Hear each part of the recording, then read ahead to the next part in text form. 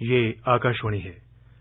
कार्यक्रम सामयिकी में प्रस्तुत है कोरोना वायरस संक्रमण पर स्वास्थ्य विशेषज्ञ डॉक्टर अवधेश शर्मा से आकाशवाणी संवाददाता सिद्धार्थ सिंह की बातचीत। डॉक्टर अवधेश, अगर कोई पेशेंट एसिम्प्टोमेटिक है और उससे किसी दूसरे व्यक्ति को संक्रमण होता है तो क्या वो भी एसिम्प्टोमेटिक होगा, उसमें भी लक्षण नहीं आएंगे या कुछ और तरीके से उसका व्यवहार होगा? जो समझने की जरूरत है, और ये सिर्फ कोरोना के लिए ही नहीं है, हर बीमारी के लिए है कि कुछ कीटाणु होते हैं, चाहे वो बैक्टीरिया हो चाहे वो वायरस हो, वो हमारे शरीर में जब आते हैं तो उसके ऊपर असर करते हैं और उससे लड़ने के लिए हमारे शरीर में प्रतिरोध क्षमता होती है, जिसको कि हम इम्यूनिटी कहते हैं।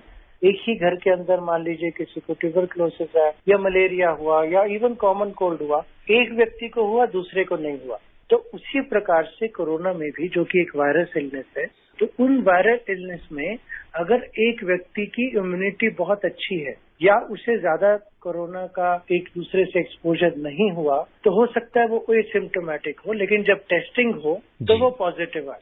एसिम्प्टोमेटिक का मतलब ये नहीं कि बिल्कुल लक्षण ना हो सकता है बहुत हल्के से लक्षण हो, इतने कम हो कि पता ही ना लगे, लेकिन अगर लगता है कि ऐसा हुआ है, वो एक्सपोज हुआ है, तो वो टेस्ट करा ले। और अगर ऐसा नहीं है और दूसरे व्यक्ति को जिसको कि जो उसके परिवार में ही है या काम के स्थल पर वहां पे उसे हो और उस व्यक्ति में और तरह की बीमारियां हैं, उसको जल्द से जल्द अपने आप को टेस्ट करवाना चाहिए, क्योंकि अगर कोई व्यक्ति वृद्ध भी है या दूसरी बीमारियां भी हैं, लेकिन जल्दी वो पकड़ में आ जाता है और जल्दी उसका टेस्ट हो जाता है या इलाज हो जाता है, तो वो बच जाते हैं। जहां पे लोग उसे छुपाते हैं, डॉक्टर के पास सही समय पे नहीं जाते हैं, लक्षण बहुत ज्यादा बढ़ जाते हैं या कॉम्प्लिकेशन बढ़ जाती हैं, वहां पे खतरा होता है, कई बार जान का भी खतरा होता है। डॉक्टर अवधेश, बहुत सारी गतिविधियां बढ़ा दी गई हैं, तो ऐसे में लोगों को और ज्यादा क्या प्रिकॉशन लेनी चाहिए? देखिए, कोरोना वायरस है वो व्यक्ति से व्यक्ति में फैलता है, अपने आप को भी बचाने के लिए है और दूसरे को भी बचाने के लिए है। तो अगर हम मास्क का इस्तेमाल करते हैं, सोशल डिस्टेंसिंग करते हैं, बहुत ज्यादा क्लोज्ड जगह में नहीं है, उसमें फिर वही हवा जो है या वही कीटाणु जो है वो बार बार सर्कुलेट होते हैं। तो अगर ऐसा नहीं है तो हमें डरने की कोई जरूरत नहीं। हाँ, अगर हम हॉस्पिटल में जा रहे हैं, अगर हम किसी ऐसी जगह जा रहे हैं जहाँ पे दूसरा कोई व्यक्ति है जो कि मरीज है, तो हमें बहुत ज्यादा ध्यान रखना पड़ेगा। फिर शायद मास्क वगैरह जो है उसको भी लेयरिंग बढ़ानी पड़ेगी, या जो शील्ड होती है उसको भी करना पड़ेगा, या हाथों में ग्लव्स डालने पड़ेंगे। जहां तक जगहों को टच करने की बात है, क्योंकि ये बात भी बहुत बार उठ के आती है कि अब हम बाहर जा रहे हैं तो हमें हो सकता है कि इन जगहों को टच करना पड़े। अगर आप बार बार उन जगहों को टच कर रहे हैं जहां पे कि दूसरे लोगों ने भी टच किया है, और उन्हीं हाथों से हम अपने फेस के ऊपर, खासतौर पे मुंह पर, नाक पर या आंखों में अपने हाथों को टच कर रहे हैं, तो वहीं से वायरस एंटर होता है। तो अगर हम ऐसी जगह पे हैं तो अपने हाथों को जरूर धोएं या सैनिटाइजर का इस्तेमाल करें, और अगर उस जगह पे बहुत ज्यादा देर रहना है जहाँ पे कि बहुत ज्यादा टचिंग है, तो कुछ देर के लिए हम ग्लव्स का इस्तेमाल कर सकते हैं और फिर बाद में उन्हें डिस्पोजेबल हो तो वो फेंक सकते हैं। लेकिन अगर हम सिर्फ कुछ खा रहे हैं तो उससे कोरोना नहीं होता है। अगर हम दूर से किसी से बातचीत कर रहे हैं थोड़े समय के लिए और वो मरीज नहीं है, तो उससे कोरोना नहीं होता है। तो वहां पर हमें डरने की जरूरत नहीं है। लेकिन हाँ, अगर आप एक ऑफिस में जा रहे हैं, ऑफिस में बहुत भीड़ा जगह है, एक ही कमरे में बहुत लोग बैठे हैं, वहां पे आपको बहुत ज्यादा एहतियात रखनी। जी डॉक्टर अवधेश, कोरोना काल में सबका जो रूटीन है, जो दिनचर्या है, वो बिल्कुल बदल चुकी है। ऐसे में जैसे हम देखते हैं कि काफी सीनियर सिटीजन्स, इनका अपना एक ग्रुप होता है, सुबह मॉर्निंग वॉक पे निकलते हैं, आपस में बातचीत करते हैं, दुख सुख शेयर करते हैं। उनके लिए बहुत ज्यादा चूंकि खतरा है, वो घर के अंदर ही हैं। तो ऐसे में अपने मन पे या किस तरह से वो पॉजिटिविटी लाएं और कैसे इसका नियंत्रण करें? बुजुर्गों को वैसे भी आदत होती है कि अपने मन की बातें शेयर करने का। यहाँ पर परिवारों को एक बहुत बड़ा मौका है कि वो बुजुर्गों के साथ बैठकर उनकी बातें सुने, उनके एक्सपीरियंस सुने। और कई बार उनके पास इतना एक्सपीरियंस होता है, खासतौर पे कि पहले भी, देखिए कोरोना अब आया है, लेकिन इससे पहले भी जिंदगी में लोगों के सामने कई तरह की ऐसी परेशानियों से वो गुजरे होंगे, परिस्थितियां हुई होंगी और कैसे उन्होंने अपने आप को उससे बाहर निकाला, वो बच्चों के साथ शेयर कर सकते हैं। रही बाहर ना निकलने की बात, अगर वो बाहर मार्केट में जा रहे हैं जहाँ पे दूसरे लोग हैं, वैसा नहीं होना चाहिए। लेकिन अगर वो मान लीजिए खुले में बैठे हैं और आसपास कोई नहीं है, तो कोरोना खुले में हवा से नहीं फैलता। तो वहां पर अगर वो खुले में जाके पेड़ पक्षी उनको आसपास दिखाई देते हैं, खुला आसमान दिखाई देता है, तो उससे भी उनका मन जो है वो थोड़ा शांत हो सकता है। उनकी दिनचर्या को जरूर बनाए रखें। अगर बड़ा कोई पार्क है, दूसरों से बच के जा सकते हैं या मास्क डाल के जा सकते हैं, तो उसमें कोई बुराई नहीं है। लेकिन अगर घर के अंदर ही थोड़ी सी जगह है, तो उसी में सुबह शाम को थोड़ा पैदल चलें, कुछ समय भजन के लिए, पढ़ाई के लिए, टेलीविजन के लिए, रेडियो के लिए अलग निकालें।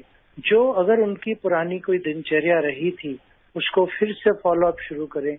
अगर उनकी किसी तरह की शौक थे जो वो पहले करते थे, वो करें। बहुत सारे लोग ऐसे हैं जिन्होंने इस लॉकडाउन के पीरियड में उन्होंने अपने अंदर बहुत नई नई चीजें डिस्कवर की। जिंदगी की आपाधापी में इतने व्यस्त रहने के बाद उन्हें कभी ऐसा मौका मिला ही नहीं अपने परिवार के साथ रहने का या वो सब काम करने का जिन्हें वो हमेशा से करना चाहते थे। कुछ लोगों ने बहुत अच्छे अच्छे आर्टिकल्स लिखे, कुछ ने बहुत स्टोरीज लिखी, बहुत सारी पोएम लिखी। तो ये इसका शायद कहीं ना कहीं एक पॉजिटिव साइड है।